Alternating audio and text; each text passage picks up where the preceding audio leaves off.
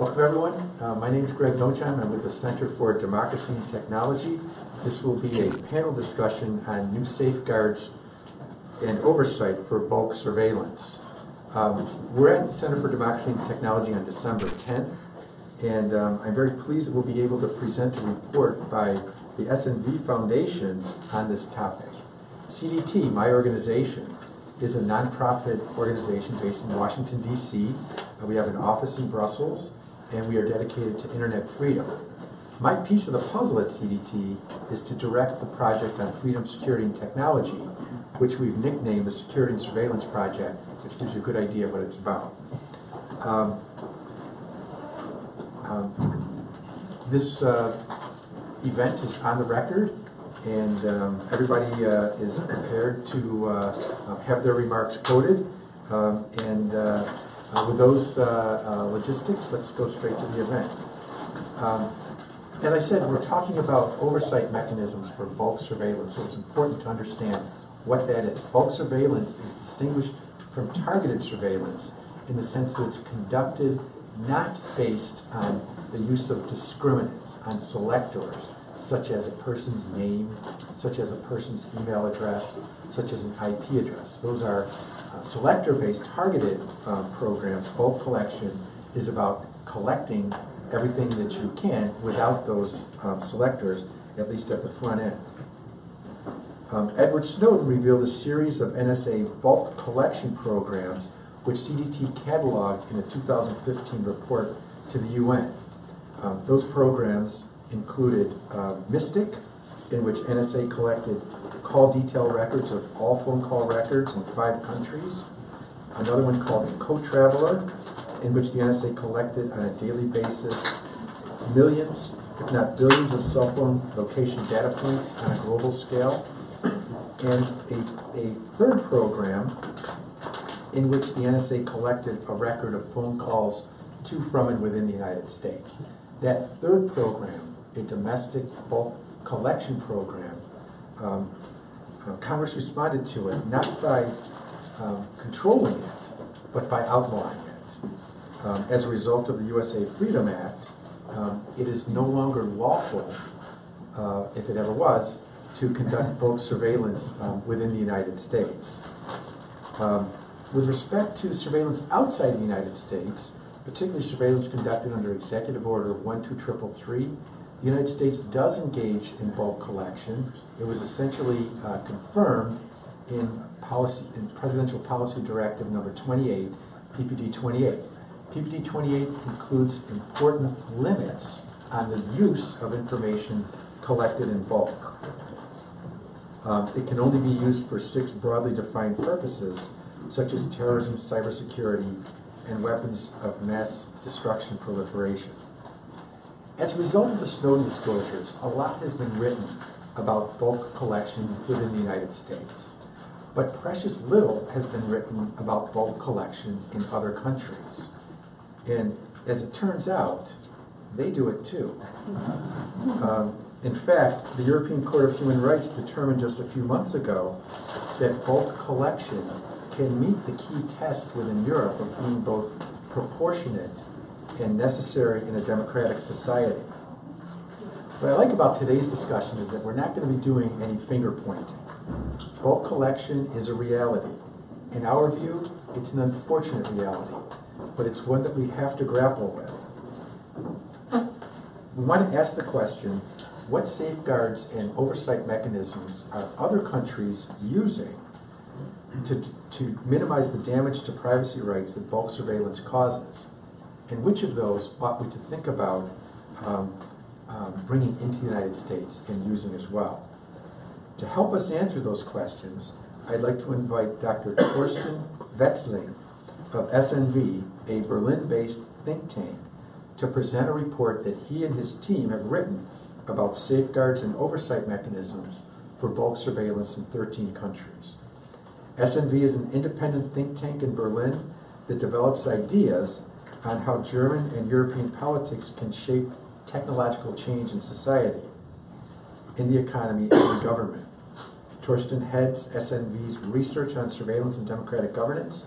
He's testified before the European Parliament and the German legislature called the Bundestag on intelligence legislation. He's also a member of the Expert Advisory Board on Europe and the transatlantic countries of the Heinrich Böll Foundation in Berlin, and he directs the European Intelligence Oversight Network.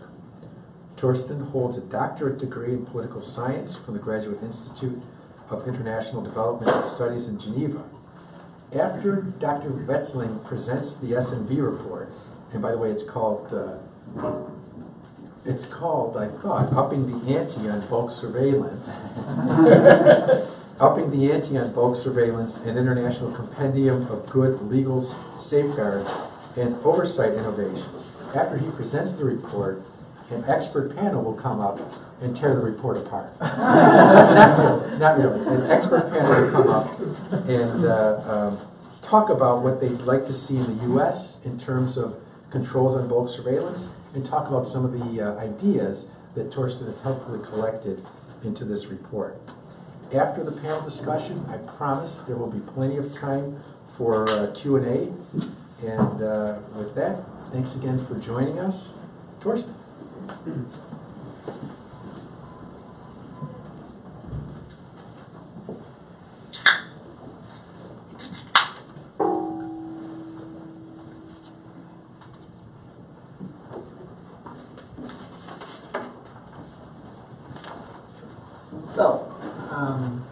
Thank you all for coming. It's a pleasure to be here. I'm very relieved, by the way, because I no longer carry 20 kilograms of this publication around. It's been stapled over there. Please do grab a copy. I have no intention to bring it back to Europe. On that note, I'd like to thank the audience for coming. It's cold out and you're here. This is great. Greg and your team to facilitate this hopefully rich discussion that we're going to have on the report. And my fellow panelists for making the time and being here, and the Böll Foundation for having allowed us to come and have some lunch and also facilitate the printing of the study. It's been great to collaborate with the Böll Foundation. So just a few thanks at the beginning. I would like to have, in my 15 minutes, just tell you a bit about the structure of the report. I think Greg already mentioned the basic information you need to know about what bulk collection actually is, but I will nonetheless go a bit in detail, tell you about the relevance of this, and present the approach that we took, my colleague Kilian and I, and then focus on 5 aspects that I think are currently practiced in Europe that a US audience could be interested in, and then we can discuss others. In total, there are 64 good practices that we collected. So, again, bulk collection, bulk surveillance is a controversial practice, certainly because the interception of signals, the communications data in fiber optic cables on a non-targeted base stands in contrast to basic privacy entitlements, the freedom to assemble, the informational self-determination. Lots of people question the chilling effect or are concerned about the chilling effect of such practices. And there are doubts as regards the effectiveness of bulk collection as a valuable tool for counterterrorism. And nonetheless, as Greg mentioned, all major democracies are practicing bulk collection, and some restricted to non-national data, others are less concerned about that distinction, and I'm sure we're going to go into this discussion too. But at the outset, let me say it's a practice that grew in the shadows of democracies for quite some time.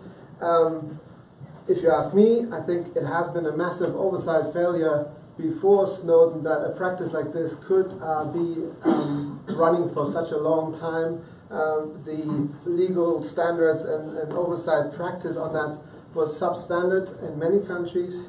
And since then, they have a slew of reforms of intelligence legislation. New oversight bodies have been created. And while there is strategic litigation in some countries questioning those new reforms, my take was that there have been a lot of good practices included in some of those reforms. And if you do a comparative approach knowing that a lot of countries are similarly practicing bulk collection, it may be worthwhile to look at it from a comparative perspective. And as Greg already mentioned, the European Court of Human Rights recently stated that bulk interception is a valuable means of counterterrorism. A lot of people didn't expect that to be pronounced so clearly. But with regard to the former UK oversight or intelligence legislation, the RIPA, it said there was a lack of oversight and there was an absence of any real safeguards applicable to the selection of related communications data. And it's interesting, you know, that courts, when they review the quality of surveillance legislation, they don't prescribe new oversight or accountability mechanisms. Rather, they say, you know, whether this goes together with some established practices, but I think it's the design of new institutions that is really is the task of democratic governance, and that has to be done in parliaments and with civil society. And if, again, when you say you have new surveillance powers, in the UK reform, for instance, they said, well, we allow our intelligence services quite a lot, but we also have created a world-class oversight system that goes with it. That was before this judgment, and since then I heard the British oversight body to say, well, we have work ahead for years to come. And I'll tell you a bit more about the work ahead for years to come, not just in the UK. With this compendium, as I said, what we try to do is to identify high watermarks for the governance and control of bulk surveillance. And our method was to do a research sprint and do a review of surveillance legislation and oversight reports and study strategic litigation materials in 13 different democracies, hold workshops with oversight body representatives and civil society members, experts, and then do further interviews.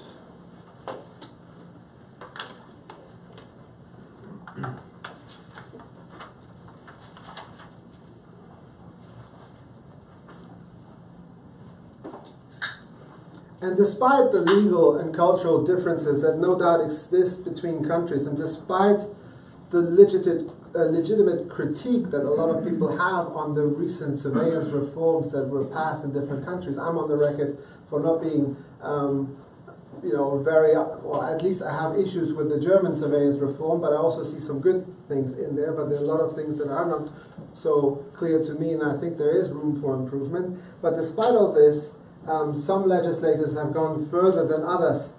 And I think if you're looking for good practice, you first of all have to understand what you are examining. And I think from looking at the way typically the process starts with, at the executive level, you want to do some planning. What information do we actually need for national security reasoning? Then you apply for a authorization. This authorization needs to be given by an external judicial or ministerial approval that is different in some countries. And then the risks to privacy and others don't stop there. Once it's authorized, you need to respect a number of conditions when it comes to the collection and filtering, the data processing. And here, just by the data processing, there are different dimensions. You're talking about the retention of data, the sharing of data with others, and the deletion of data. And of course, there's then the stage of analysis. Before you ask for more, you should review and evaluate what the information was brought. And of course, there's requirements as regards transparency. You should have some reporting. And for our structure was this: for every single stage, we had, on the one hand, we compared the legal safeguards. What does the law in those countries say when it comes to protecting good standards and human rights? And then also, I'm quite interested in the second, and the oversight innovation, because you can write so many things in your law, but you also have to practice it. And then I was interested in what are the control instruments that oversight bodies actually use So that's the basic structure, and we have 8 chapters according to those phases, and in each chapter we have collected examples from different countries that we think are valuable and should be promoted internationally. And what is a good practice? For us, it would be an improved safeguards against potential violation of rights, or it would be an outstanding solution to a common governance challenge, or, also importantly, it would be an innovative use of technology for oversight. You know, it's rightly that intelligence services have access to the latest modern technology, but if you look at some of the oversight bodies, you don't necessarily find that they are equally equipped, and therefore you feel like if there's an innovative use of technology, we should talk about it. So we identified overall 64 good practices, and they were relating to either the trimming of the mandate to do bulk collection, the professionalism of the oversight bodies, good standards when it comes to transparency, enhanced reporting requirements, for instance, or access. And so you get to give you a flavor of what these good practices are.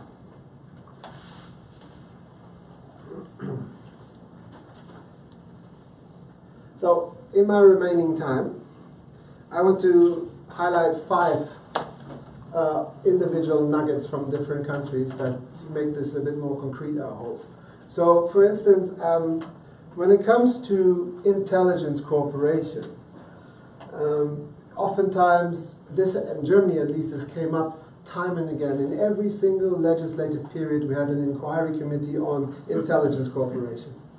And it's a question of how good is, how can you trust your intelligence partners in the SIGINT realm, and are you worried about the access or the use of your data for other purposes that you initially shared the data with? And the Dutch have an interesting practice that they have now a documented adequacy review of foreign cooperation partners. And what that means is that the Dutch executive needs to prepare so-called weighting notes based on 5 criteria for every single international cooperation partner. Mind you, these are in the hundreds of cooperation partners. And if there is no such weighting note, then there cannot be any cooperation with that partner. And let me see, 26. And among those 5 criteria that these weighting notes have to go into, it's the democratic embedding of the intelligence and security services in the country concerned, the respect for human rights, and so on. And interesting enough, this is not just an executive-only process, these weighting notes, but involves the parliament. And the parliament has a say in whether or not intelligence partners should be regarded as worthy for further cooperation. Now, we will have this discussion whether bulk collection is outlawed for domestic purposes in the US. And I just want to tell you one thing that I think is quite remarkable. In Germany, that when it comes to foreign intelligence collection, so the collection of communications data that has at its origin and its destination is not in Germany. Nonetheless, Germany requires search terms for these kind of foreign surveillance. And so there's a warrant for this stuff.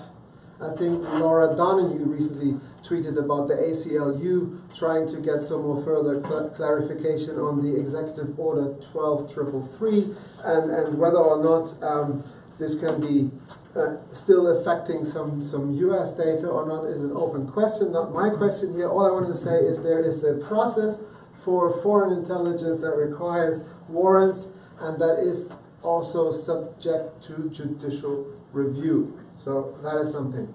Then another one that you find in 5 European countries, France, Norway, the Netherlands, Switzerland, and Denmark, is that you have interfaces for oversight bodies for direct access. So what this means, it can be different in countries, but basically you have a table at page 52, if you have that book in front of you. That means that either at interception point, there is an installed interface for the oversight body so that they get the same data going, they can have access to the same data as the intelligence services can. And this is interesting because the advantage here is that overseers can conduct random checks much more rigorously. They can effectuate automatic controls, whether or not the intelligence agencies are adhering to the standards that they're supposed to be adhering to. And you can do statistical monitoring on anomalies. And you can even do what the Danish are doing with some risk assessments, and it's all in the report. You can get into the territory of predictive oversight. You can say, look, we have only scant resources. Let's say our intelligence services are in the thousands of employees. We only have, let's say, 4 oversight body members. No question, we can't cover the entire ground, but what we can is just to focus our resources on there where we think the next issue might come up, and then you can do the big data analytics on that data and focus your oversight task accordingly. And Greg, I know you're conscious about time. Another one, that's the second last I want to talk about, is data deletion. Data deletion is a huge challenge for oversight bodies and for the intelligence services. Both are engaged in some practices. Because a lot of times we talk about data retention. So how long should you hold on to data? And the compendium has a table that compares time spans for that. But the challenge of deletion, so when you are no longer entitled to hold the data, do you physically remove the data from the service, or are you just overwriting the data? And if you are simply overwriting the data, does that mean that the data is really purged or still somewhat accessible to you? And if that is the case, of course, then that brings a number of questions. And so I thought that some countries, when it comes to safeguards, are more advanced than others. Germany, Netherlands, and France, for instance, have obligations to immediately delete data that is tied to rejected warrants, data that is deemed irrelevant. And in France, for instance, they have the obligation to record all data deletions, and that is subjected to further review.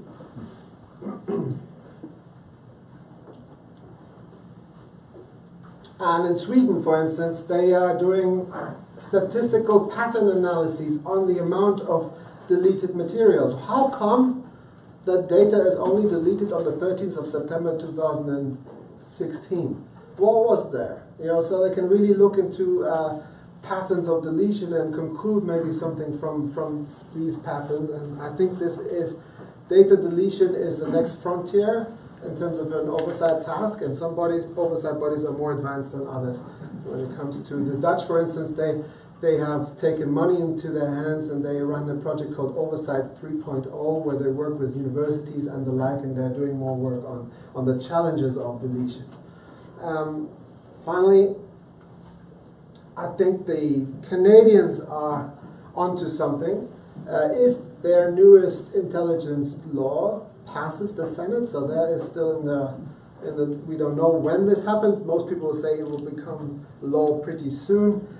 What this will bring is not just probably the biggest oversight body that there is in the world, but also they have decided against the design of oversight only on specific intelligence agencies, but they structure the oversight as regards the functions that they want to oversee. So to give you an example, in Germany that I think is not so great is at the moment our constitution says all our federal agencies should be subjected to oversight. And then you look at the specific laws and you find, yes, there's oversight for the 3 federal agencies. But if you remember the Constitution, it said intelligence activities should be overseen. So that backs the question, there are lots of activities that should qualify as intelligence activities, but they are not necessarily run by the 3 federal agencies, and therefore there is an accountability gap, and the Canadians are designing their new laws in this way that they say, we give our new body, the NCIRA, a holistic mandate, and they can really focus on intelligence, whether it's police-led intelligence or military intelligence and intelligence, like intelligence activities are subject to rigorous oversight. And lastly, I want to quote Adam Klein, who is now the chair of the P Club in the US, and he rightly says, intelligence oversight is work in progress rather than a finished product. And I would add, it involves not just the oversight bodies, it involves civil society, it involves the carriers, because without the industry, the state wouldn't be able to run these projects. It involves the intelligence agencies, and we are into good conversations, and I hope with that, Greg, I've stirred the debate. Thank you so much.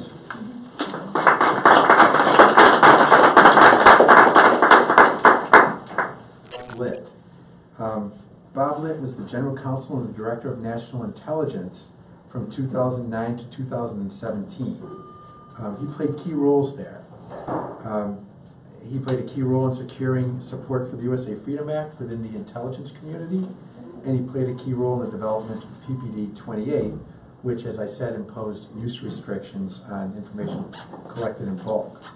Before Bob was the General Counsel at the DNI, he served in government as an Assistant U.S. Attorney in the Southern District of New York, as a Deputy Assistant General in the DOJ Criminal Division, and as Principal Associate Deputy Attorney General at DOJ.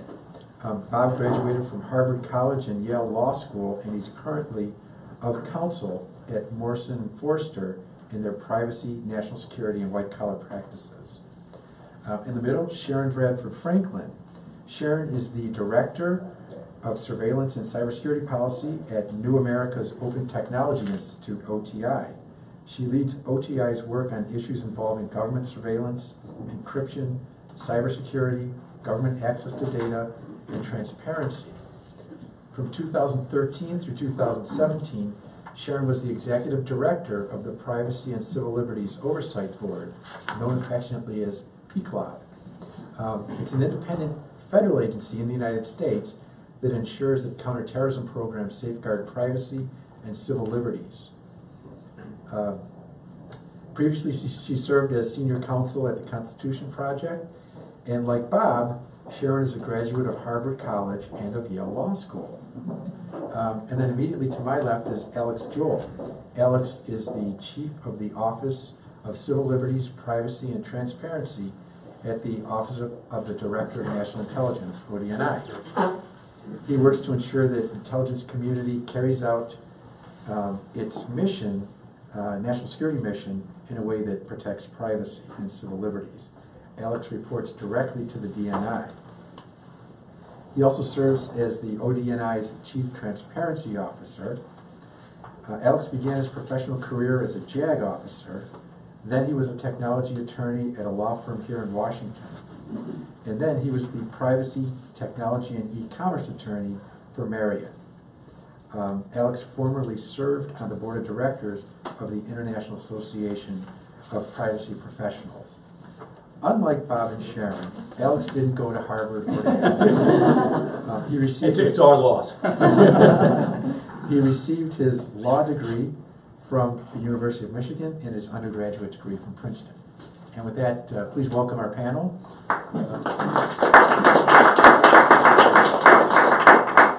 I'm going to start off by with kind of a challenge question. Bulk surveillance, by its very nature, interferes with the privacy rights of people who are not up to no good. These are people who are not suspicious for any reason. They aren't suspected of being criminals. They aren't suspected of being agents of foreign powers, like foreign countries or foreign terrorist organizations. They're just living life, and they're being surveilled because of bulk collection. So my question to each panelist is, can this be justified, and is it necessary in today's threat environment?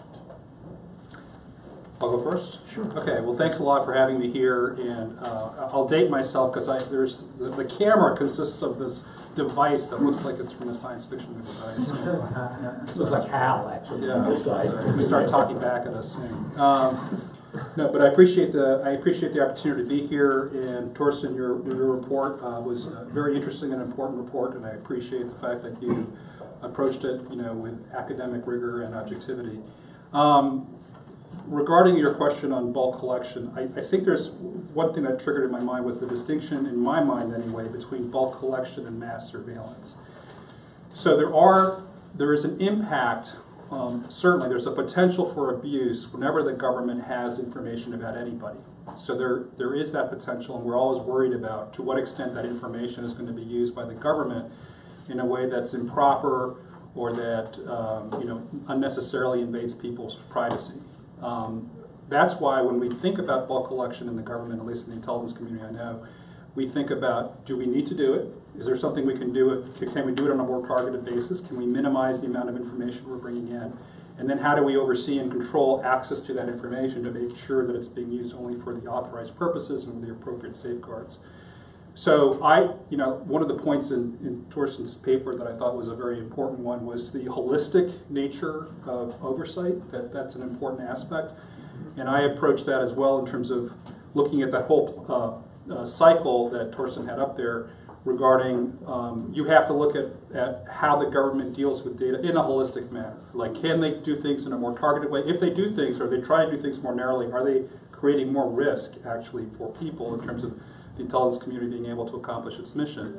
And if they're going to do things in a more broad way, can they? What are the additional oversight and control mechanisms that they have in place to make sure that that broader collection is being carried out properly? I could go on, but I want to let other people talk. So thank you as well for including me, and Thorsten, congratulations on a fabulous paper, and I welcome particularly the focus on oversight, the international perspective, and the focus on the importance of oversight. So on bulk collection, I don't think I'm probably qualified to answer the question at a broad level, but certainly with the PCLOB's report on the Section 215 program, which looked at a now ended program of bulk collection domestically here in the US, the board concluded that that program was not effective. And so because it was one of the reasons why the board recommended that that program should be ended. So certainly I think that that is a critical factor, that this assessment should actually happen, and that can be a role for oversight in assessing if you are going to engage in a program like this, making sure that it is at least effective before envisioning something that can intrude on privacy rights in the ways that you outlined. So I want to join everybody in thanking Thorsten for the report. I was particularly pleased that the report sort of begins with the premise that bulk collection exists and takes that realistic and exists not only in the U.S. but throughout the world, which is, as somebody who spent some time being hammered for the fact that the U.S. is different from everybody else, was greatly appreciated. But then starts with that premise and says, okay, if it exists, what's the best way to deal with it, which I think is an extraordinary, useful approach to take. I do think that bulk collection is necessary, and I think there have been a lot of people who've actually looked at this issue who have agreed. Thorsten mentioned the European Court of Human Rights decision in a case with a Swedish name that I find absolutely unpronounceable.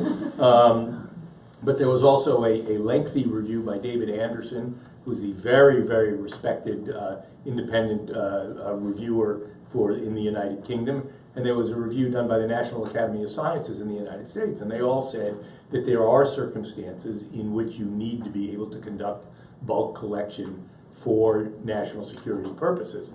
The question then is, and I think Alex made a useful distinction between bulk collection and mass surveillance. Surveillance, to my mind, connotes the idea that somebody is looking at you. And it seems to me that there is an important distinction drawn between what is collected and what is looked at. That's not to say that the collection is unimportant or without privacy implications. But the question that I think Thorsten's report addresses is, what can we do to ensure that there is an adequate line between collection and surveillance that is appropriately overseen to give people the necessary confidence that the actual intrusions into their privacy are minimal and congruent with the national security needs. So I'm going to be asking the panelists what oversight mechanism or safeguard they thought was most kind of outstanding in the report. But before I do that, I have a question for Thorsten. How come you call them good practices instead of best practices? How come they're only good? Right. An earlier version mentioned best practice. Look, it's we want to encourage people to look at those practices and say, gee, that is something that we haven't thought about, and the sky didn't fall in that country when they did this, and maybe we should look into this. By labeling it best, it becomes sort of a standard, a gold standard, and we don't have, it's Killian and me who did the report, so that's team SNV, yeah? We don't have the necessary information to go through the individual assessments of countries, and by the way, it also becomes quickly very political. You know, adequacy was a term that's floated here. Adequacy review in terms of US-EU politics is one thing. It can be EU-UK adequacy, and very soon maybe. So we didn't want to get into that. We didn't want to politicize it that much, and by calling it best practices, you raise the bar, but at the same time, of course we want to raise to the top and make good practices and refine them. And as I mentioned in the conclusion, you know, this is not exhaustive. And just because a country comes in a number of times doesn't mean that the country is like the top leader in oversight, but it has a few practices that others should copy or talk about at least. Okay, let's go political.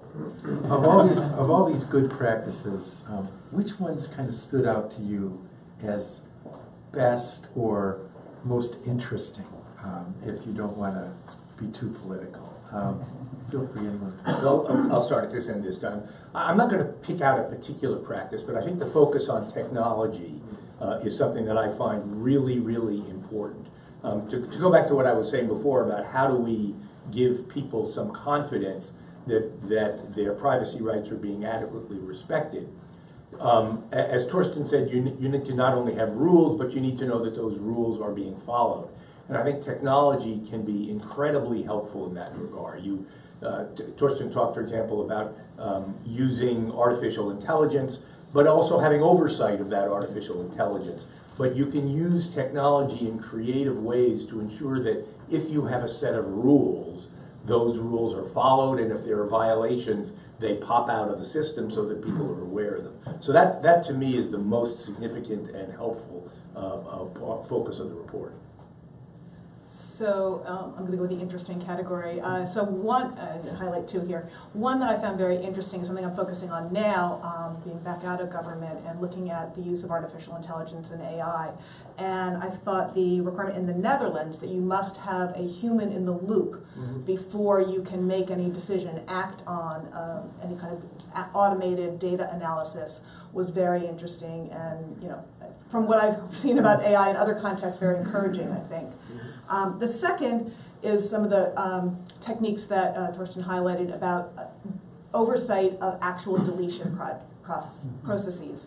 And in Sweden, running the statistical analysis to see if there are anomalies and so forth. This is something that we did look at in the PCLOB's reviews with regard to, and not where we had the actual audit capability, but even looking at what was reported to us and understanding, as the board outlined in the 702 report, for example, that whereas the NSA's rules under 702 say that data should be deleted if it's not assessed to meet a foreign intelligence purpose, the reality, and understandable in many ways, is when an analyst looks at data and if they'll pick out what they have assessed to be foreign intelligence purpose and something else that they might not right now think meets a foreign intelligence purpose, they're not going to delete it because they'll say, well, my colleague in another month might see that data and think it does meet a foreign intelligence purpose. So that's not actually being deleted as irrelevant. So it was an issue that we grappled with. How do you make those deletion requirements meaningful? And so looking at oversight practices designed to get at that, I thought was very interesting. But Sharon, isn't one of the big issues on deletion that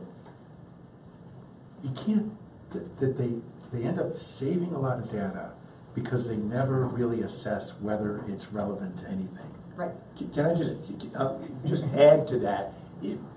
If you look at the reports that talk about why bulk collection needs to be done, the reason you need to do bulk collection is because you don't necessarily, well, one of the reasons, you don't necessarily know at the time of collection what is going to be relevant later on. And the classic example is if next week you find a terrorist and he's got a whole address book, you're going to want to be able to explore that, but you don't know that this week at the time you collect it.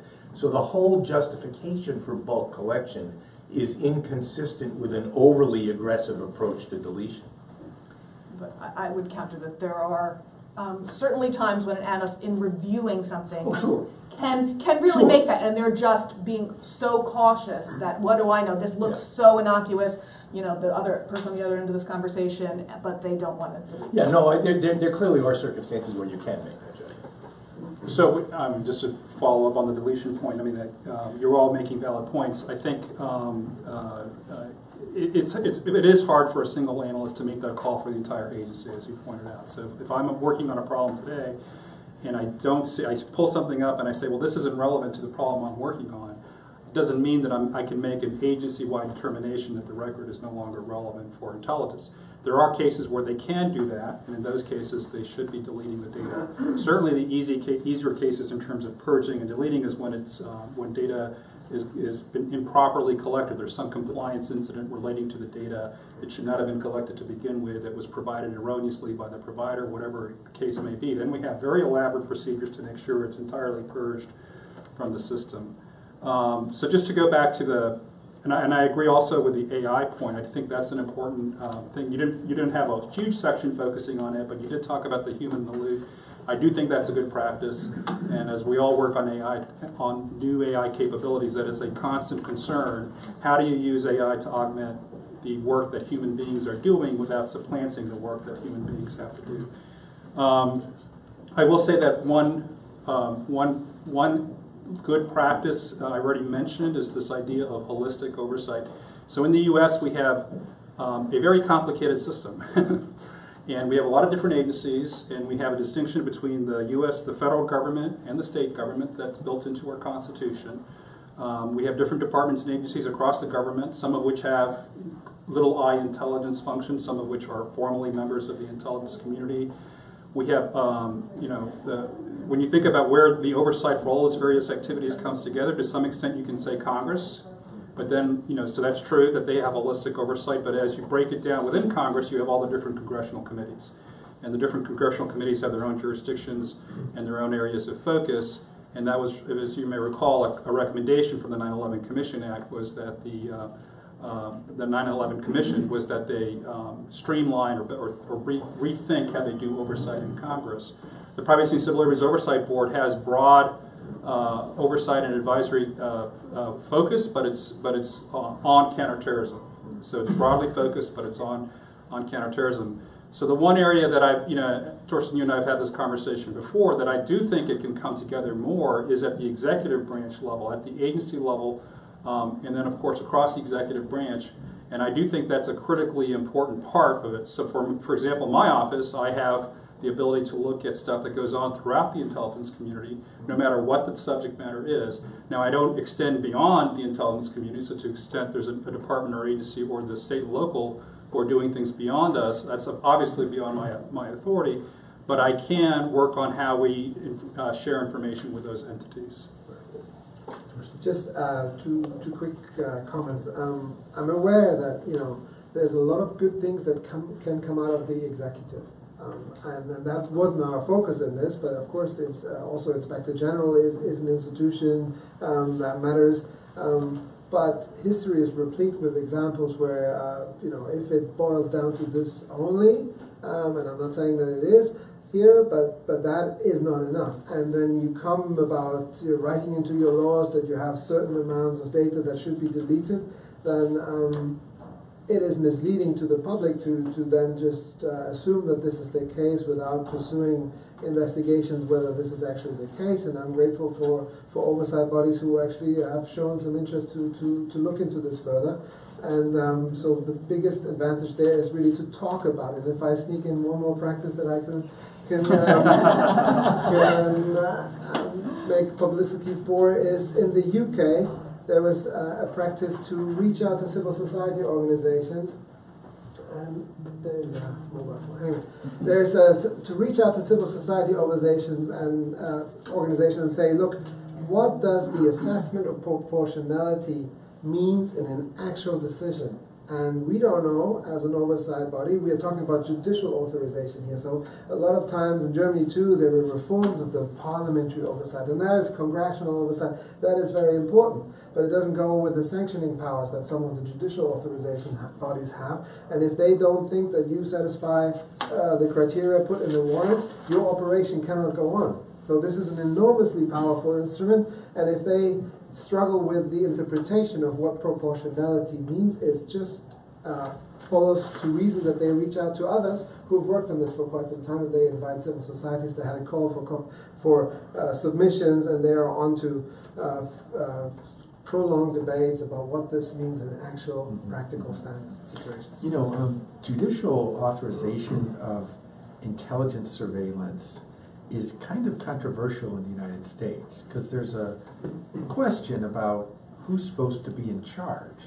Is it the executive, because the executive has the power to determine, particularly with respect to foreign intelligence outside the United States? Could there be judicial authorization? Could a judge say, no, you can't do that?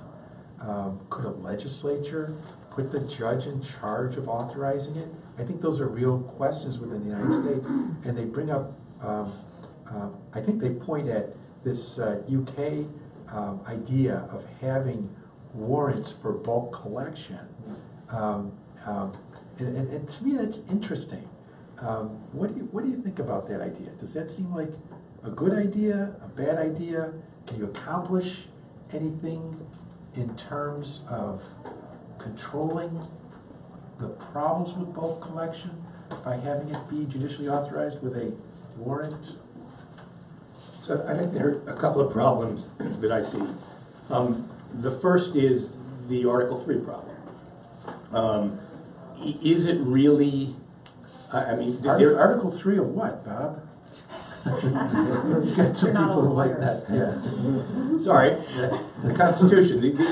Is this within the scope of the judicial power that extends to cases or controversies under the Constitution? There are people who have argued that the delegation to the Foreign Intelligence Surveillance Court of authority to issue directives under Section 7, or to authorize the issuance of directives under Section 702, that goes beyond the judicial function because there's no real case or controversy. And I think there would be an issue in that regard if you said before you can do bulk collection abroad, you have to get a court to order it.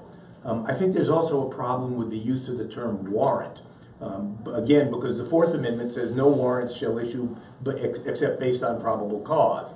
And I think almost by definition, we're talking about situations where it's going to be difficult to establish probable cause. However, if you take away the term warrant, and you don't necessarily look to have something before an Article 3 court, but do, for example, as the UK has done, set up some kind of independent quasi-judicial body, which in the nature of our constitutional system would probably have to be within the executive branch, but could have a degree of independence. That strikes me as being an idea that's at least worth exploring. Under Section 702, the FISA court approves certifications that the government issues to kind of say, this is why we want to do this. And here are the procedures we're going to use. And here are the procedures. Do you think that I've never seen one of these certifications. They're all classified. I think everybody up here but me has seen one of these certifications. But do they sound, do the criteria in the U.S. statute for these certifications sound like a bulk warrant in the UK? Do they seem like the same? Do they serve the same function? Alex, I'm going to defer to you.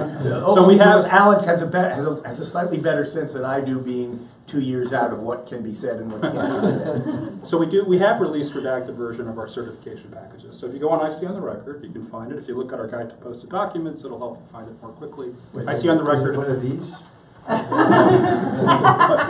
No. It's better. It's better. I don't know the It's level. better than the Manafort file. So IC on the record is a Tumblr blog where we released a lot of our information. So you can go there and find it. It's not completely redacted. The certification serves as a cover filing for other things like our minimization procedures and targeting procedures. I actually don't know what the UK warrant is going to look like. It has to. I think it's going to necessarily be very broad and general. So I really don't know to what extent it's going to look at all like it. They do have in the UK. They've been publishing codes of practice, which you can look at and think of them as an analog would be our procedures. Like our minimization procedures. I think they're less detailed, but they still have these codes of practice. I've read a couple of them. They're helpful in terms of laying out some additional detail behind the higher level provisions of the statute. I guess my concern with the whole concept is that the more detail you get, you're forcing an agency to get very detailed at one point in time and submit an application. So it depends on how much detail you get into. The more detail and specificity that's required, the more the agency will feel that it has limited its flexibility, and how is it going to respond to changing circumstances as time goes forward. So I want to sort of build on what Bob's answer was and say, taking whatever constitutional questions we have, and whether it has to be within the executive branch, and the terminology of warrant, to American lawyers, we think of particularized, and so the whole notion of a bulk warrant just doesn't, gives cognitive dissonance, doesn't really resonate. But I would go beyond saying it's worth thinking about. I think it sounds like a positive change. And I did think, and again, haven't seen what the UK version would look like, but conceptually it does sound, I also thought of 702 in the certifications, right? So you're getting, by definition, it's bulk. You're not having particularized selectors being reviewed by these judicial commissioners. I don't know how their categories would compare to the 702 categories, but conceptually it does seem similar. And having an independent body looking at these framings and trying to come up with procedures, maybe analogous to targeting and minimization procedures, that narrow the focus and minimize the intrusion on other folks, does sound to me like I go beyond just worth exploring. I'm pretty confident that Becky hates the idea. So just to be, so let me follow that a little bit further. It really depends on what they look like, right? So if you're the framework we have today, we have procedures, we have policies in place. So at the macro level, there's Executive Order 12003. The agencies are required to have Attorney General approved procedures implementing Executive Order 12003. We've made those public. So if you look at, for example, the Department of Defense, it's 5240.01.1M. 1M? I don't know. 0.1M. And you can pull that up. It's quite detailed. They specify the categories of different kinds of collection that you can do overseas, or you can do, regardless of what. It's just some of it's overseas, some of it isn't. And if as long as we're talking about NSA has a USID 18, the United States Signals Intelligence Directive 18, which is their more detailed implementation of the general requirements in the executive order, and in the so-called classified annex, which talks about signals intelligence, which we have published in redacted form. So if you're thinking of just about broad level procedures, then those we have. Obviously, the Privacy and Civil Liberties Oversight Board, from a counterterrorism perspective, can examine how we're implementing those procedures with respect to any counterterrorism activity that's taking place under those procedures. And they do examine that stuff. So we have this, I would say it's a more ongoing way of dealing with it. The one-time authorization idea is attractive to me if you're thinking about a specific program. I want to now do this new program. I'm concerned about how to address privacy and civil liberties, I like to get the advice of the Privacy and Civil Liberties Oversight Board before I do it. I want to make sure that the lawyers and the civil liberties and privacy folks are on board. I want to make sure Congress is briefed. So if you have that specific point in time, that's when you can actually trigger something like that. The problem I have with an annual sort of one is like how useful is it actually going to be if you already have all those other rules and boundaries set out in your processes? Sharon, then. No, Sharon, but I want to say something too. Okay. So I just want to say, looking to, again, the 702 is the maybe model. The AG guidelines are like the minimization procedures, but those are only updated, what's every 2 decades, right? So, and it gets the Attorney Usually General's not a good approval. It's not 3 or 4 decades. 3 or 4 decades. There's nothing though analogous to going before the FISA court with something more comparable to a certification that is much more narrow on what you're trying to actually do with that. So I'll just quit there. Just another point I want to make is the point that the AG guidelines and Executive Order 12333 all revolve around the protection of information about U.S. persons. And they say nothing about protection of privacy rights of non-U.S. persons. There are good legal reasons for that, which starts with the Fourth Amendment, which really doesn't provide any protection to a Romanian in Romania. But I think that should not stop us from trying to establish some sorts of procedures consistent with the needs of the intelligence agencies to collect information. Which is to say, you're not going to require a probable cause warrant every time you want to intercept the communications of a GRU agent. But that there should be some ability to establish some kinds of procedures that recognize that foreigners have privacy rights as well. Right, and as Bob knows, that was what we tried to do with PPP 28, and the agencies published. And that was a good first step. We're going to come back to the Romanian and Romania. I think it's nice when Sharon also says, there is something that we could adapt here and discuss in the U.S. context. Because every time I speak to Alex, he comes and gives me like directives such and such.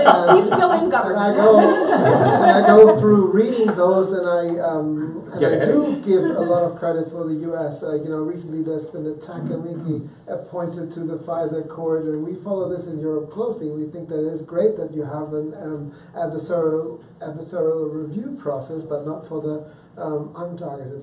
So for the other bulk collection, I think here some European countries have gone a bit further, and if there is some granularity, have a look at the page 34, where we have like lots of those different warrants. We talk at warrantry for the precise reason that different countries have different terms, but there is a bulk interception warrant, a bulk acquisition warrant, a bulk data examination warrant. The New Zealanders, great. I can remember from the German reform debate when they were saying, look, Thorsten, there are moments when we don't know whether this fiber optic cable is valuable to us as an intelligence service, and when we just do this drilling, just for looking whether there's anything in it, this shouldn't be subject to any rigorous safeguards because we're just looking, basically. And now the New Zealanders have this testing warrant.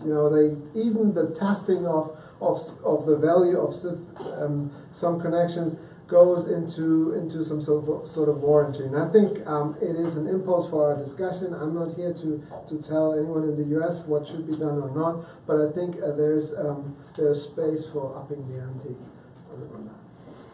About that Romanian in Romania, if she builds a house in Washington and the police want to search her house, do they need a warrant? The house is here, she's not a U.S. person, she's outside the United States, but I think they still need a warrant. If instead of building a house, she decides to store her data with a U.S. provider, and she chooses the U.S. provider because the U.S. provider has the data center in the United States. Do they need the warrant to search that data? We'll just leave that question. Well, I mean, process.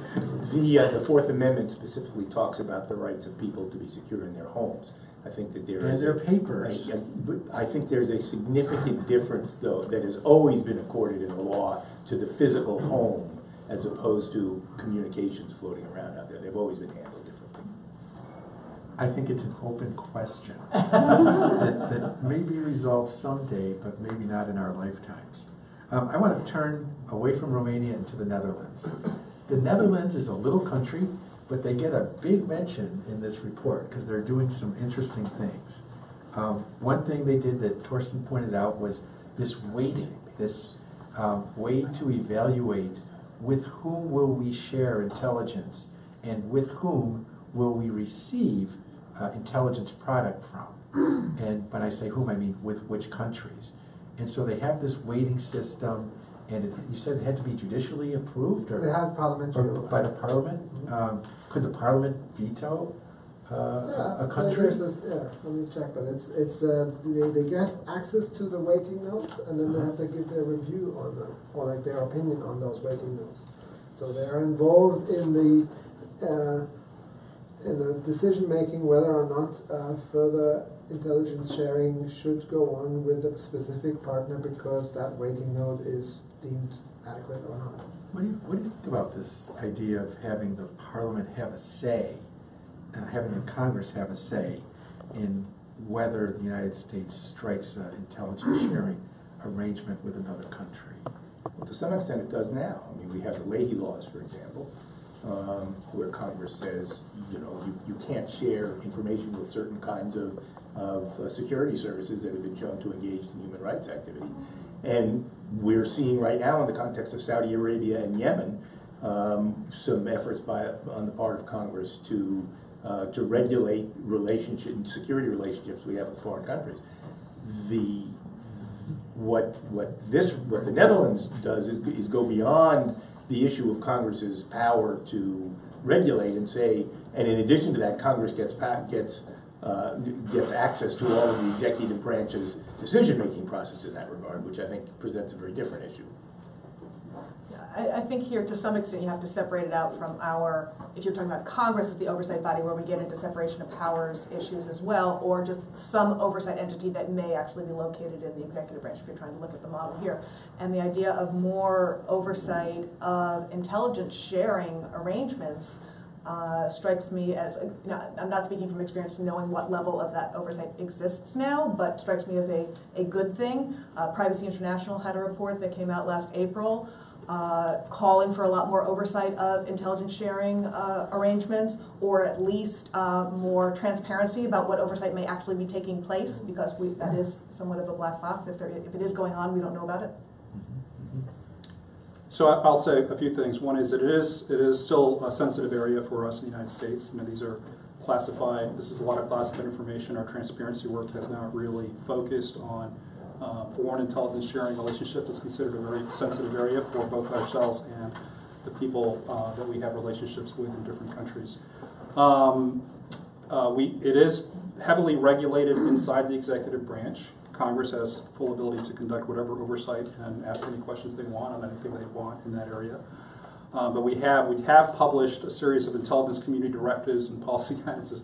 I know I frustrate Thorsten by throwing these out there, but it's ICD 403, I believe, and then there's 403.1.2.3 in terms of IC policy guidance, which gets into, just gives you a flavor for the kind of attention that's paid in this area. And you can imagine, this is an area where the oversight interest and the national security interest and the intel interest really coalesce, because from an intel perspective, traditionally it's been about the sharing of classified information and whether this is a trusted partner. From a human rights perspective, what are they going to do with it? Are they going to do things that are consistent, fully consistent with our laws? And so that is an area, that's something that you'll see in those documents. So it is something that a lot of attention is paid to within the intelligence community in terms of how sharing is done. It's also the case that we have intelligence relationships with a lot of countries, including a lot of countries who are very bad countries in their behavior. But nonetheless, we have a limited intelligence relationship with them because it's in our interest. And for example, when President Obama wanted to have somebody go over and secure the release of some hostages from North Korea, he sent the Director of National Intelligence to do that. And that's because we have these kinds of contacts with bad actors, so you can't over-regulate in this area. You can obviously say, we're not going to provide somebody like North Korea, or to pick a different example, we're not going to give the Chinese information about all of the Uyghurs that we know about because we don't like what they're going to do with that, but we're still going to have a relationship. Can I ask, I don't know if Alex is allowed to talk about this, and I apologize because I need to get clearance ahead of time, so if you're not, I don't want to put you on the spot. But the relatively new Five Eyes Intelligence Oversight and Review Council, right? So that's a Five Eyes collaboration for oversight. Can you talk at all, say anything about what they're doing to sort of do that kind of oversight coordinated? Besides that there's 10 eyes involved. Yeah, so there are regular meetings among the Five Eyes, the Intelligence Oversight and Review organizations. I've been invited to give briefings on our transparency work. This is the specific area that I typically get invited to address them on. So yeah, they're very actively focused on sharing good practices and exploring, how each one of our different entities does oversight. The one other area that I wanted to talk about was that you touched on this, Thorsten, was the idea that if you are going to do oversight in this area, that a criterion would be adequacy or something similar. And there, I think it's very it can be problematic because every country is so different, as you know, right? So everyone has their own legal framework. We have our own institutions. Our constitution is quite different from those of, I think, any EU member state. And we don't have a parliamentary system. It's just a very different system. And so for one country to look at another country and make a broad generalization around adequacy, obviously we're having that conversation right now, and we've been having that conversation with the European Union. They did find our framework to be adequate, but it is now, of course, being challenged in litigation in the European Union. So I do think that that's a problematic area that we have to be careful about.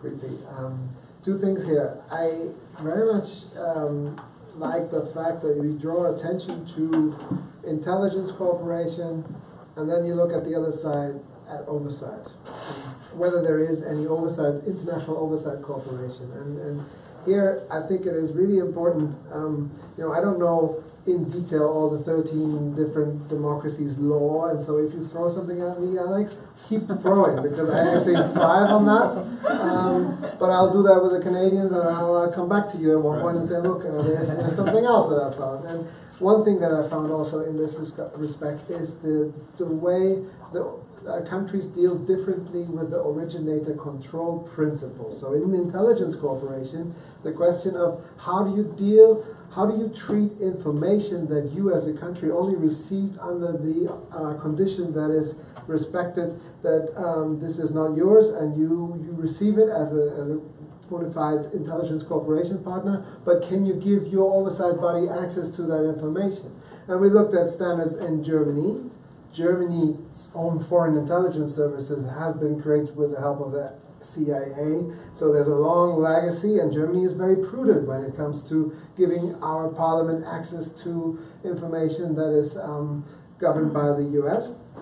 Whereas other countries, and I mentioned here Denmark and the Netherlands, for instance, they seem to be less constrained, and they give their oversight bodies unrestricted access to third-party data. We call it third-party for you as carpenter. For us, it's in Europe, it's the originator control principle. You find it on page 63, but all I'm saying is there is room for innovation. And if you look at the fragmented landscape of oversight bodies, there is now also 5 European countries have come together. So not just a Five-Eye like America and Australia and the other Five-Eye members, but also, and it's a smaller state. You can say, well, because they have less information or intelligence communities, why are they so innovative? And I think we'll come to that. But at the moment, it's 5 small European countries who regularly come together, and they're working towards creating new oversight cooperation tools and working on shared information at the European Counterterrorism Group level, and it's maybe too specific to go into that. So I was giving the Netherlands a lot of credit when I read the report the first time, because they were doing all these different things. And then I started realizing, wait a minute, Netherlands has domestic bulk collection. So of course they're going to regulate it more carefully, right? So I don't know that, I'm not sure how much we can get out of what the Netherlands is doing as compared to other countries, particularly the United States, which has prohibited domestic bulk collection. Sharon, you did an article for Lawfare, I think it was, arguing that the Carpenter case, which is the Supreme Court case that found that the government needed a warrant in order to collect more than 7 days of stored cell site location information. Sharon, you argued the Carpenter case put the nail in the coffin of domestic bulk collection at the constitutional level. Could you explain that, why you believe that? Sure. I was talking specifically about the former 215 program. And so at the time when the PCLOB did its report on the Section 215 program, the third-party doctrine was still clearly the law of the land. And that, for those of you not familiar with it, is a doctrine that says if you turn over your private data to a third party like a bank or a phone company, then you lose your expectation of privacy in that information. And so if the government goes to that third party and seeks the information from them, they don't need to get a warrant or other Fourth Amendment process because you've lost that protection. And in Carpenter, the Supreme Court did not overrule the third party doctrine, but substantially narrowed it and talked about how in the context of cell site location information, you are getting, and it was 7 days or more, so you were getting a pervasive picture of someone's movements, where they're going, and that can reveal the intimate details of their lives. And the analysis, and the court does include in Carpenter some caveats. It calls it a narrow decision. It says we're not deciding in the case of foreign intelligence. It has some of these caveats there, but it also doesn't say it doesn't apply. Just we're not deciding that. And from my reading of the court's opinion, if we had had that available to us at the time when we were looking at the 215 program, we would have had to conclude that it's unconstitutional because the same kind of reasoning about how revealing the cell site location information is about a person's movements, intimate details of their lives, who they're seeing, what the connections that they're making, I believe applies to the kind of bulk phone records that had been collected that were at issue in the 215 program. Now, recognizing that one of the third-party doctrine cases is Smith versus Maryland, which did deal with the numbers dialed on a phone, but that was an individual instance and not the kind of pervasive bulk collection which is so revealing. So what I argued in the piece is when, just next year, in 2019, Congress revisits the USA Freedom Act, if anyone were to try to reinstate the bulk collection program under 215, my view is that under Carpenter, that we could say, no, that's unconstitutional. You can't go there. You can't restore that program. And Bob, you wrote in the Yale Law Journal a piece about the Fourth Amendment in the digital age. Do you agree with that analysis that the Carpenter case pretty much resolves the issue of domestic bulk collection for non-content? Maybe. I think the problem is that Carpenter is not really a coherent analytic framework.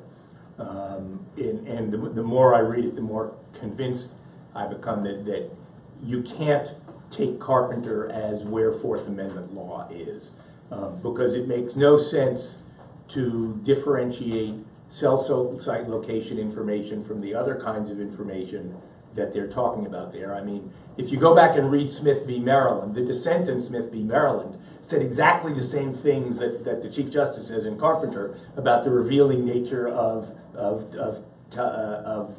telephone. Correct. No, I'm trying to think of the pen register information. I'm getting old, Greg. And certainly, my goodness, the revealing nature of a person's bank records. Surely that's as revealing as cell site location information. Moreover, the idea that there's some sort of constitutional difference between 6 days and 8 days worth of collection makes no sense. So I think the problem, on the other hand, is that there is going to be tremendous resistance to going all the way and throwing out the third-party doctrine altogether. And just looking at the telephone metadata, aspect. This is a critical tool at the outset of any criminal investigation, conducted by the local sheriff or whatever. They go to the phone company and they get telephone records. And if the Supreme Court is going to go to the extent of saying anytime you do that you need a probable cause warrant, that's going to really wreak havoc. And so I just don't know where we're going. My Yale piece basically argued that we ought to throw out the whole reasonable expectation of privacy framework and start all over again with a Fourth Amendment doctrine that builds on where we are now technologically. Nobody seems very interested in that idea. I thought it was absolutely brilliant. But I don't think we've settled yet on where we are on the Fourth Amendment in this kind of situation. You got some comments on the Fourth Amendment? Just, no, not on the Fourth Amendment, but on the premise of your question, Greg. Because there's something about the Dutch being a small country. I'm not from the Netherlands, but maybe because they do bulk collection domestically, they give more protection. I think the Netherlands, just as any other country, is doing it primarily with a foreign focus.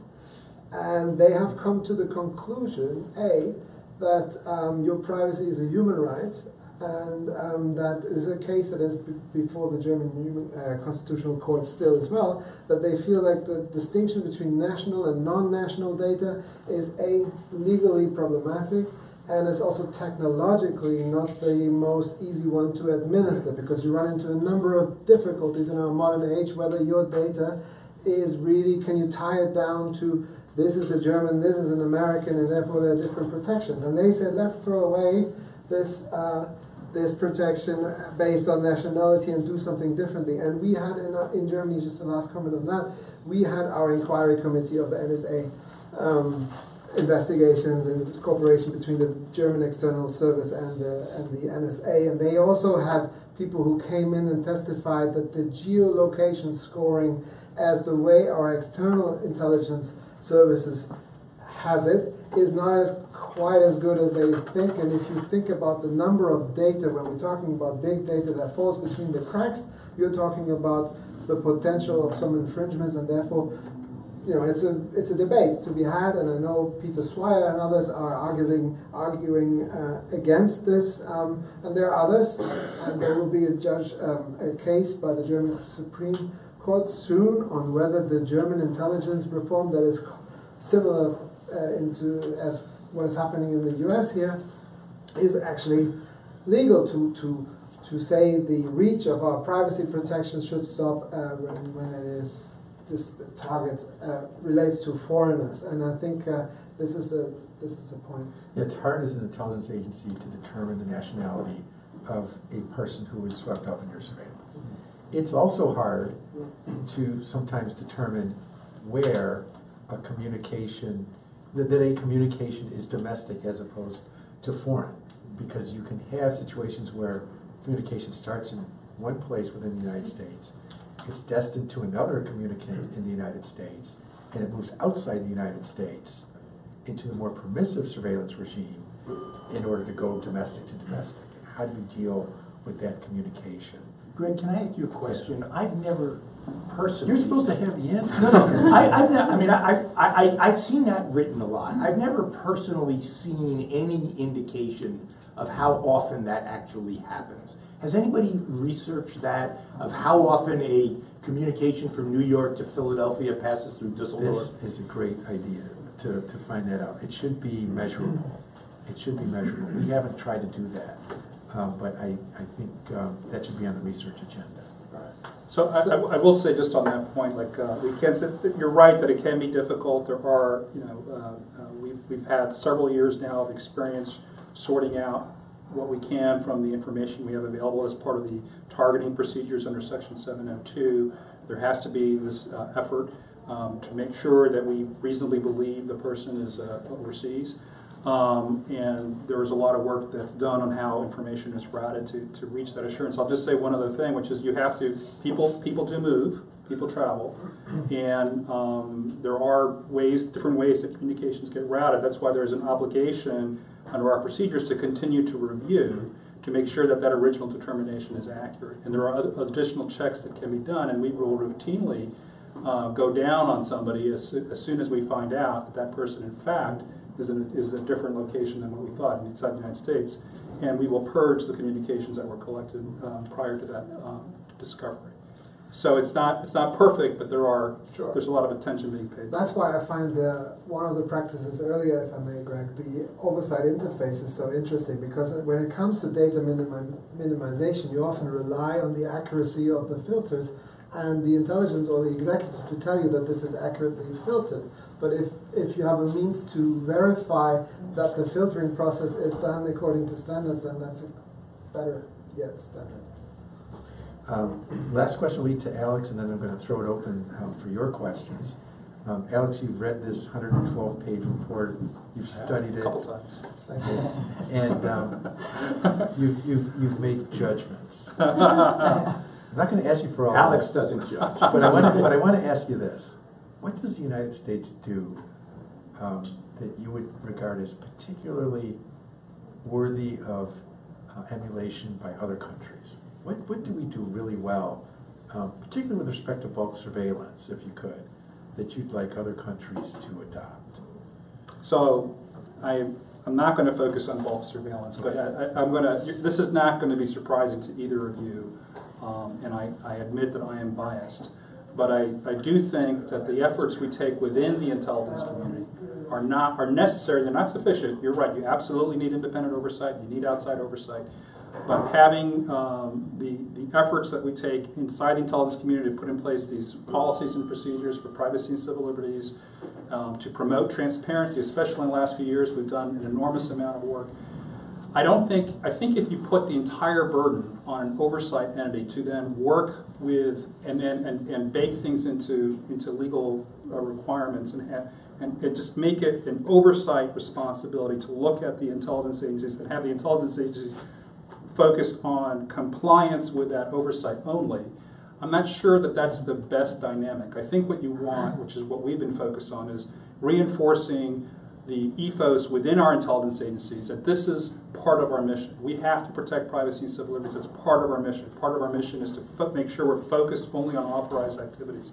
Part of our mission is to provide the public with information that we can while protecting sources and methods. And so it's kind of a cultural,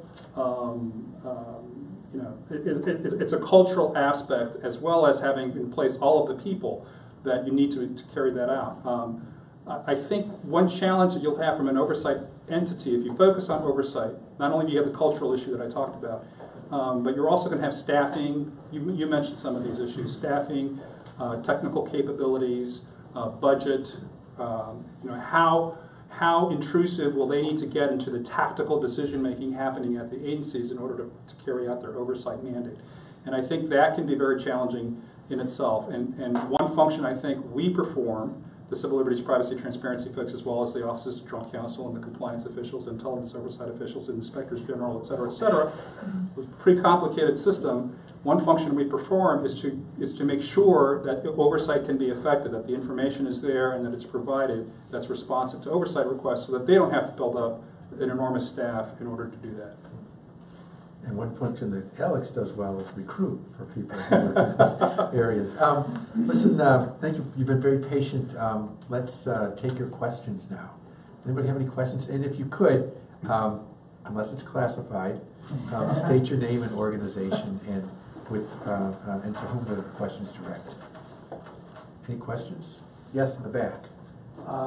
My name is Roger Cochetti, and I work with private equity investors in the technology sector. And I'm delighted with panelists and the report. It focused as much attention as it did on one of these not often highlighted issue areas of foreign intelligence agency cooperation, because it doesn't take a brain surgeon to figure out that if you want to do something that you can't, you could probably do it through a foreign intelligence agency, and then they feed it back to you. So but technology has made this mass monitoring so accessible. I wanted to ask the panel if there was any rule, regulation, agreement, or anything that would limit this sort of spilling over into the private sector. In fact, I've even heard that there are private investigators who tout the fact that they can get any information you ever want about your rival, your competitor, your enemy, your neighbor, your son-in-law, whoever you want, by going through foreign intelligence agencies that collect everything about everybody. So is there anything that limits the use of the ability of people, private citizens in country A, from going to the foreign intelligence agencies of country B to obtain whatever information they want, assuming that country B's agency is monitoring everything, which in many cases is happening, about people? So does this is there anything that limits that?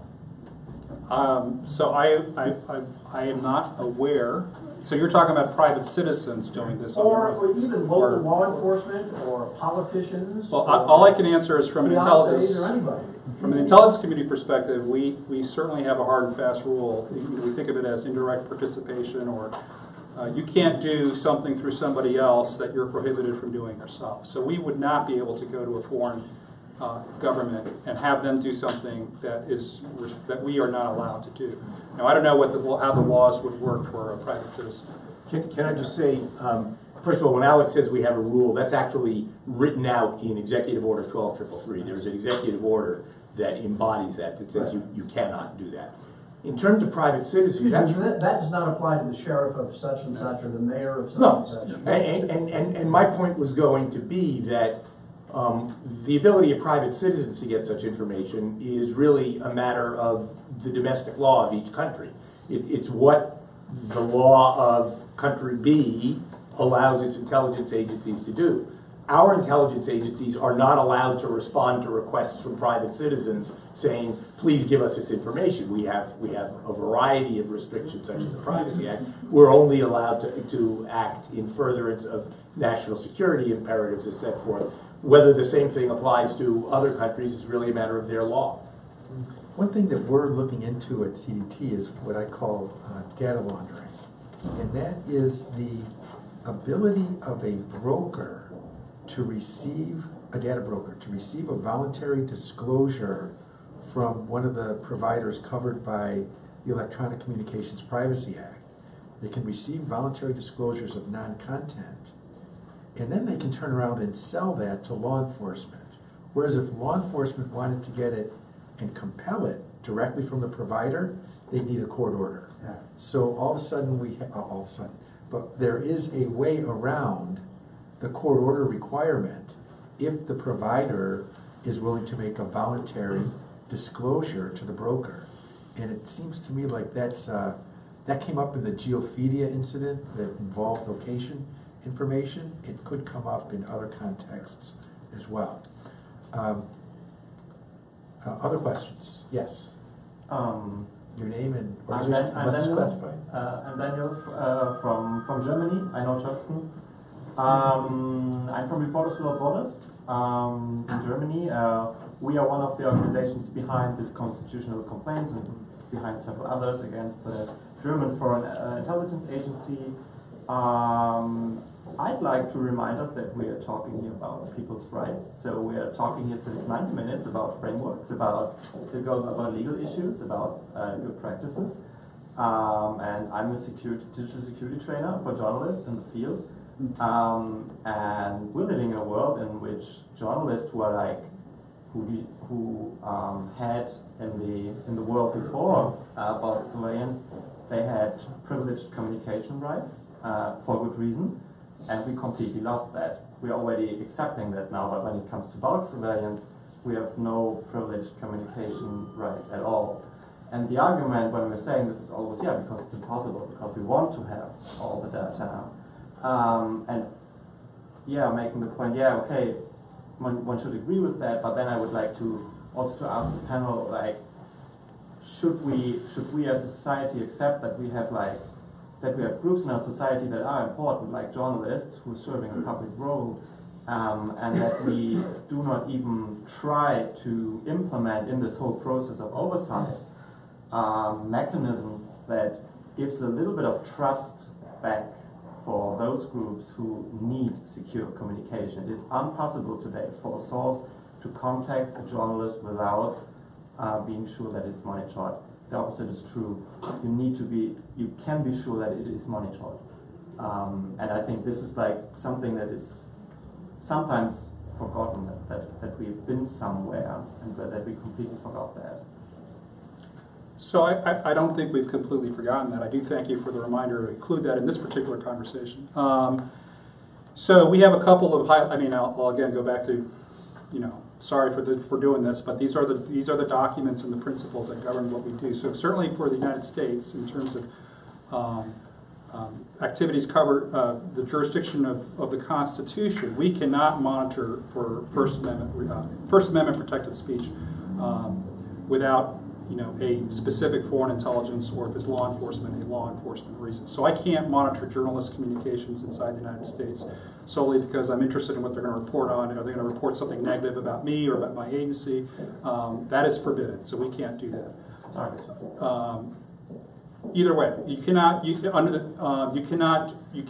take an intelligence activity cannot be for the sole purpose of monitoring First Amendment protected speech. There are issues and problems with that because there's challenges in terms of how we look at a terrorist on a blog or a discussion group, or to what extent, how sure you are that that's a terrorist, those kinds of issues. Under PPD 28, one of the things we have stated as a general principle for signals intelligence is that around the world we cannot conduct signals intelligence activities for the purpose of suppressing dissent.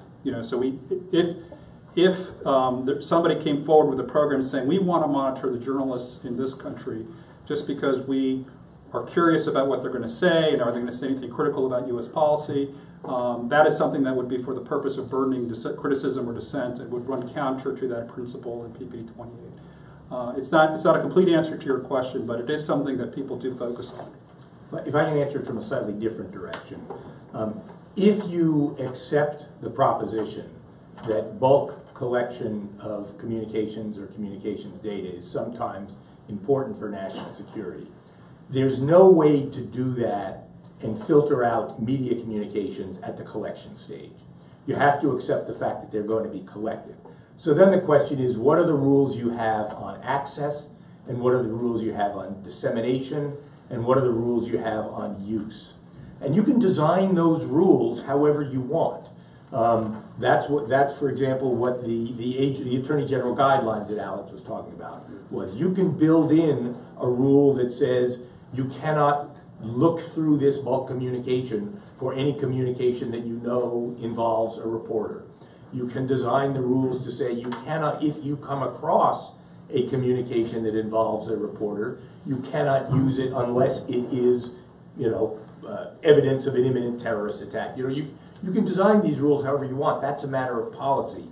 But you have to accept the proposition that if bulk collection is going to exist, there are going to be communications of media types collected. Right, but beyond that, the question I think also points out the importance of, even at the collection stage, having additional safeguards and protection, perhaps oversight such as prior independent review to narrow the scope, to minimize the likelihood that you are going to collect those kinds of communications. And the other one I would add into your rules is on deletion, to the earlier conversation about being able to identify something that should be purged. This seems like a great example of the kinds of communications that should not be retained once you actually do realize you collected that. And again, sorry. I was going to say, maybe it points out the importance of encryption. That too.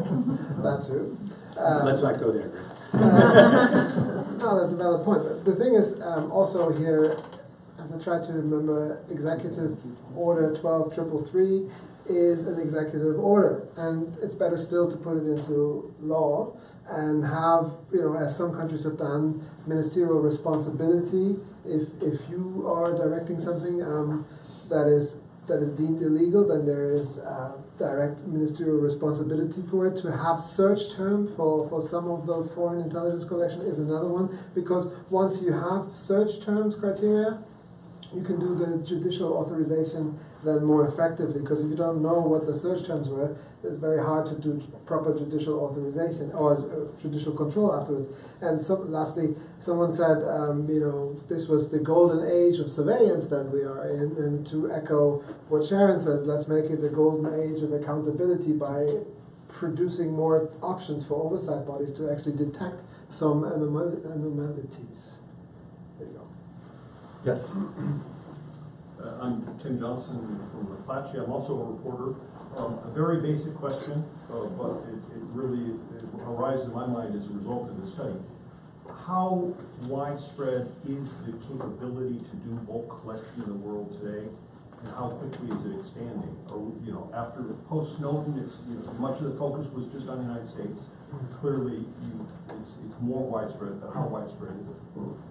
So we start the report with the statement that bulk surveillance, bulk collection is here to stay, and I'm not even saying that I personally have a position here. I think I am very skeptical about this, but even if this is going to continue, you better have proper rules and oversight standards. So that's the basic premise we adopted for the study, and by looking at the 13 countries, and there are lots of more countries that engage in bulk surveillance, but then there's a whole other toolbox available to intelligence agencies by bulk personal data set, other bulk powers that we didn't even talk about. So some people say maybe this is in decline with more and more encryption. Others say, look, this is still one of the quintessential tools that the intelligence services the world over use, because remember the good old film, The Life of Others in Germany, at least, was a popular film where you had to rent if you want to surveil someone, you had to rent the room above, and it's been very costly to do surveillance, and now it's very, much more reliable, much cheaper, and much more, large scale, if that was the question. Your report identified 13 countries that have bulk surveillance. How many more are you aware of? I don't know. To be honest, I don't know. Many. Okay. Jason in the back, and then the gentleman right in front of him, and then come over here. Hi, Jason Pillmeyer, the Global Network Initiative. Thorsten, question for you. In the section on reporting, you have kind of almost a throwaway line at the end, but I wanted to see if maybe there's more thinking that we've done behind this. But it talks about recognizing the difficulty of providing notice in non-targeted foreign surveillance contexts.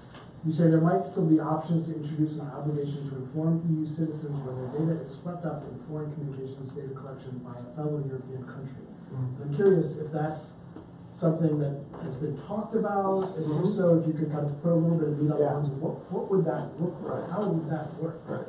So I can refer to conversations, for instance, I had with Norwegians. Yeah, so when they looked at German intelligence oversight reform in 2016, they said, look, where is Germany going with codifying into their law higher data protection standards for fellow European citizens? This was unheard of. It's either national or non-national.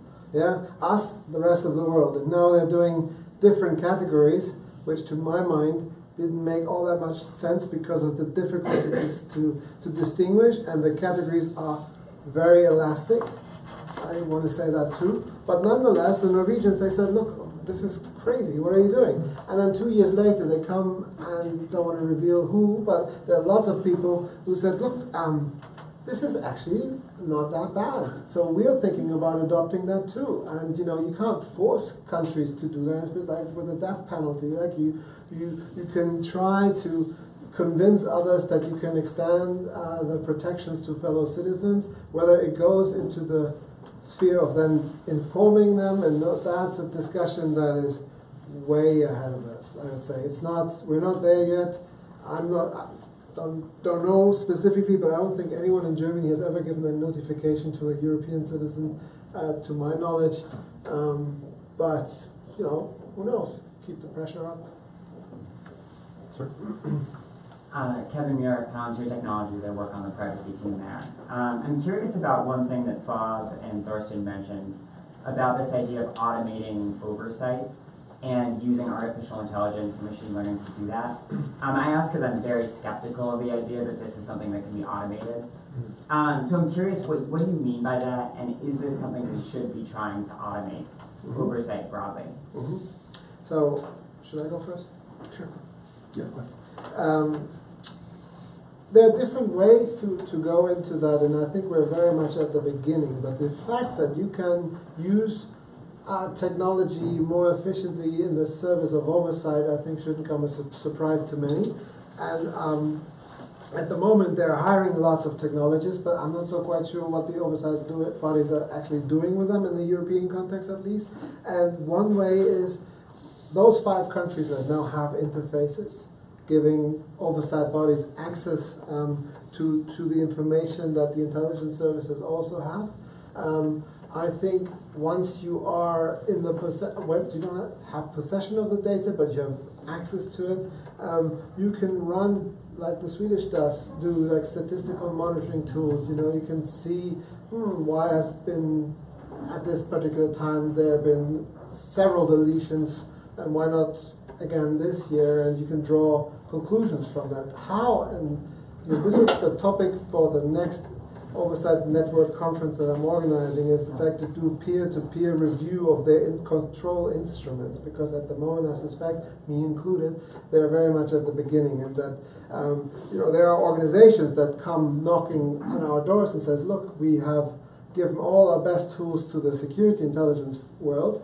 Now we can build the oversight institutions again for using the same tools to make their oversight more efficient. I'm not sure, but I want to talk. I want to see the solution. So I, for instance, spoke to people in the Danish police, and they're doing data protection. They're using some of the Palantir software, you know, and to violations of rights, and see whether oversight bodies could use that too. And looking into financial worlds, the financial audits, you know, you can draw cleverly from other policy fields, not just intelligence and security. One slight follow-up there, if you don't mind. Yeah. So it's funny you mentioned the Danish National Police, because that's what I work on. Let's talk. So I'm curious, though, particularly not on this idea of statistical analysis, but more of predictive analysis. So what do you see? I mean, predictive and artificial intelligence, I think we often talk about is, what are we predicting in this case? And that's kind of more what I'm curious about. Is it? So I didn't throw this in with the artificial. That came in. So the interfaces wasn't so much tied to the story of artificial intelligence, but more in terms of making good use of the access, and not just putting into your law that now we have access. Then what do you do with it? And then I think technology can help you, but we should have the discussion how exactly it can help you. And artificial intelligence, I think there's at the moment that the French also have this thing that they have an ex ante review to be given to the intelligence services when they plan AI for national intelligence purposes, but I wouldn't tie this to the... So just to clarify, when you were talking about artificial intelligence, and this is how I understood you in terms of your question, you're not saying the oversight entities that you looked at are using artificial intelligence in the conduct of their oversight, but they're overseeing the use of artificial intelligence by the agencies. It's in between both. In between. Okay. And mind you, I don't have security clearance, and if I approach the Danish oversight body, there's a limit to what they can tell me, right? So, but I can see that there are developments going both ways. So it's not just overseeing the use of artificial intelligence by the national security sector, but also making use or investing money into feasibility studies on what they could do to make better use of their scant oversight resources. Right, but that statistical analysis would be, I would distinguish from artificial intelligence. Yeah, me too. That's the usual analytic tools. Yeah. So if I can just tell you what I was thinking, one of the depressing things about growing older is moving from a time when you thought you were on top of all the latest technology to a time when you realized you were hopeless. But what I was thinking of was something that's much more trivial and that exists already, which is the kind of thing where you have a data pool, and the data pool is encrypted, and you have a sort of technological barrier that says you can't get anything out of this pool unless you are submitting a query that is in accordance with approved rules that are established and can be verified by the oversight body. nobody knows what's in there until an approved query is submitted and the response comes out. That's the kind of thing I was thinking of that can give people some kind of confidence that your data is protected unless there's a legitimate need for it. Yeah, and as you may recall, Bob, so our Intelligence Advanced Research Project Agency, IARPA, has had a series of research projects on specifically that issue. Right. That's how I learned about this from one of their Sean Park with Reform Government Surveillance Coalition, the coalition of tech companies. And first of all, thank you for the report. It's really, really important. We value it very much. A couple of the principles that the companies have kind of focused on. One is around an opposition to bulk collection and focusing on supporting policies that would be more on targeted surveillance as opposed to bulk collection. So that's why this is important. Another principle, though, is around transparency and around disclosure and greater oversight through transparency. Obviously, a lot of the survey that you did here focused on government oversight bodies, the ways in which they can be more transparent and disclosing things. Did you find anything in your survey or your study when it came to best practices for governments allowing companies and providers to disclose information, to be more transparent? A lot of what we grappled with during the USA Freedom Act was the extent to which companies could be more open and transparent, not be subject to gag orders, non-disclosure orders in certain circumstances. Obviously, maybe different in the bulk versus targeted context, but would be interested in hearing whether or not you found there were good ways in which governments allow companies and providers to, be more open with their customers. Okay. Page 83. There's a table. You didn't read the whole report? Yeah, you don't read the whole. No. I just got it. Thank you for your question. I don't expect you to read the entire report, but you see, there is only very few things that we found with regard to private sector involvement, and a lot of it stemmed from the U.S. So it's at least to my knowledge, there isn't currently that much that I can refer back to you and say, look, there are higher or good protections for. So the French have a system where the entire collection is no longer outsourced, is no longer done within the framework of the government agencies, but it's called the GIC. They have this group where the data goes, and then there's a bit of a someone who protects that, but at the same time, then the US has a very good standard that you allow carriers to complain or sue the government. I don't think in Germany or other countries that is yet the case. So as much as I encourage oversight, civil society dialogue, I also want to encourage more carrier oversight dialogue, and that is something that is work in progress, and that's why I referred you to this table, because at the moment there aren't that many good standards when it comes to this. Someone, the Alex of Greece, has pointed me to something that they're doing now, and their oversight is not just on the intelligence services, but also on the data collection by the private sector, and they're doing this. Someone from Greece? No. And that is a model to look into that. I haven't yet come across it, and I want to study it more, but there are some nascent developments, but nothing that would satisfy your criteria. Can I ask then Bob or Sharon, since Alex will answer? Last moment. We're not at that reputation. Is there an opportunity in the U.S. then to loosen up the gag order non-disclosure restrictions to allow for companies to be a bit more transparent? Because right now they're prohibited in many respects from doing that. The 215 bulk collection of, telephone metadata wouldn't have been, that whole debate wouldn't have been possible, without.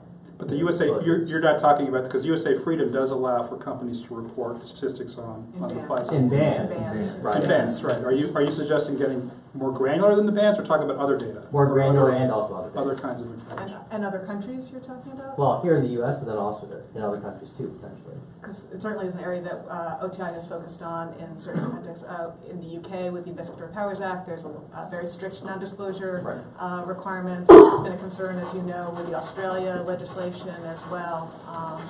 And OTI also has our transparency reporting toolkit, so we are trying to raise up through highlighting best practices and looking internationally at companies' practices across countries. To some extent, obviously, that is based on the rules in each country where they're not allowed to. Is there room for movement in I more haven't- granular reporting? Are you suggesting reopening that part of USA Freedom? That's why you're asking the question. I'll speak for this. Go ahead. If you recall the vigor of the debates, the USA Freedom Act, I think that it's going to be very difficult to provide significantly greater transparency without the national security agencies feeling you're compromising national security. And the example that's always given is if there's a provider who says, we've got nothing, we've got nothing, we've got nothing, we've got nothing, oh, all of a sudden we have stuff. People who think that this is a secure platform then immediately migrate away from it. And this is the concern that the national security agencies have, and nobody's come up with a way to mediate that problem. So I'm going to invite the panelists to make closing remarks, but I want to ask them one question. Hopefully their remarks will address the question, at least to some degree. Recently, President Trump was asked if he would grade himself compared to great presidents. He gave himself an A+. So I'd like the panelists to step back and give the United States a grade. How are we doing when it comes to oversight and control of bulk collection as compared to all these other countries? How would you grade us? Using what metrics? So I'm gonna start. I think Thorsten should go first. I think any grade I give would be viewed as not particularly credible if I give us a high grade. I will say I think we do some things very well. I think we don't do everything very well. I think there are lessons that we can learn. That's why this is so important. So just in terms of my bias, I think we do transparency very well from the executive branch at the intelligence community level. We've made huge strides there.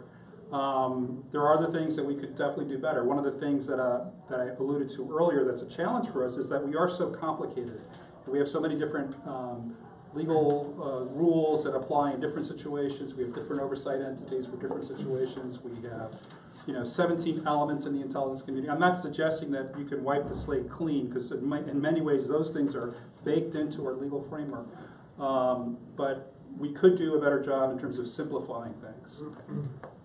So I would agree with Alex that I think transparency is a place where the U.S. actually does quite well, and a lot of the things that Thorsten has highlighted from U.S. good practices are in the transparency area. And I would include in there the role of the amicus in the FISA court, which isn't quite transparency, but a related concept. The other thing is, I think, and we didn't get there in the conversation, although I guess Thorsten talked about it a little bit, in the U.S. we have a very strict difference between the protections, and Bob talked about it too, I guess, the protections we provide for U.S. persons who are protected by the Fourth Amendment and non-Americans who are overseas, where we do have PPD 28, which is a great step forward, but it's a big difference, and I think we can learn a lot from some of these other countries in terms of expanding on PPD 28, where non-Americans are the targets, and having some kind of prior independent review. Bulk warrant still is a hard term for me as well, but some kind of something where it's a prior independent review in that space where we're under 12333. So far nobody's given us a grade, would you? No. But I think what Alex and Sharon have said both go to what I think is the same point, which is that I think that the U.S., by and large, does a much better job than people are willing to give us credit for. And I think that that's something where a greater degree, we've taken great strides in transparency. I don't think we're near where we need to be yet in terms of, because I think that transparency into what's done, how it's done, and how it's overseen in the legal framework is the only way that people are going to have some assurance that this inherently dangerous act of intelligence surveillance is adequately controlled. And I think that there just has to be constant pressure from within, which fortunately Alex is driving for greater transparency and again, greater recognition of the fact that we do respect privacy of people who don't happen to be citizens of the United States. Well, There's only one person left who could grade the United States. Okay, so one saying in the U.S. that I very much like when it comes to my own personal dealings with my family is you get what you get and you don't get upset. And that, to me, means also like if you come and look at where you've been and where you've moved to, I see different countries saying we've got world-class oversight. And then you look at the different phases and you start realizing, really, do you? And then they're becoming a bit more humble and saying, look, there's lots of work ahead. And I think the trust of the people is much higher if they realize these are only human beings and the oversight bodies, but if they're humble and say, look, there are challenges and we can address them, then they're open to solution, that's good. If they're not open and they just give you a black box and this is oversight, trust us, we can't tell you what we know, but if you knew, you were thinking that we're doing great, that doesn't cut it anymore. And I think the US has done a lot in terms of transparency. Adversarial counsel is something that a number of countries should look into. But as we had heard in the discussion, thinking about ways into addressing bulk collection internationally and ways that the US can do more here, I think nobody's perfect, so keep at it. Well, I guess this is one of those situations where the college doesn't give grades. But I want to thank our panelists and Thorsten for this very useful discussion, and thank you all for coming. Yeah. Thank you.